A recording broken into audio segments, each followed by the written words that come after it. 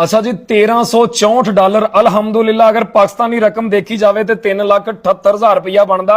ये मेरे अपने अकाउंट च आए आ, किसी का मैं स्क्रीनशॉट लैके नहीं लाया। अच्छा जी, काफी बंदियां दा सवाल सी पैसे विदड्रा किदां करवाने आ, टिकटॉक तो ਜਿਹੜੀ पैसे आंदे ਅਸੀਂ ਆਪਣੇ बैंक च किदां लैके जाने, मुकम्मल तफसील और सबूत ਦੇ ਨਾਲ है। समझ लियो, मैं ਤੁਹਾਨੂੰ समझाना जी।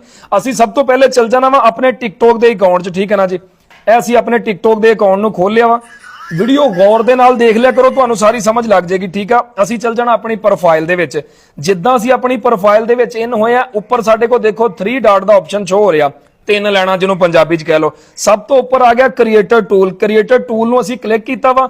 ਇੱਥੇ ਸਾਡੇ को देखो ਇਹ फंक्शन ਉਹਨਾਂ ਦੇ शो ਹੁੰਦੇ ਆ ਜਿਨ੍ਹਾਂ ਦੇ अकाउंट अमेरिका, कैनेडा ਜਾਂ फ्रांस ਦੇ ਵਿੱਚੋਂ बने हुए। मैं हर वीडियो च दसदा।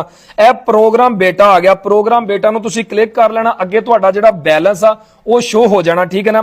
जरा सिग्नल वीक ने एक अद्धा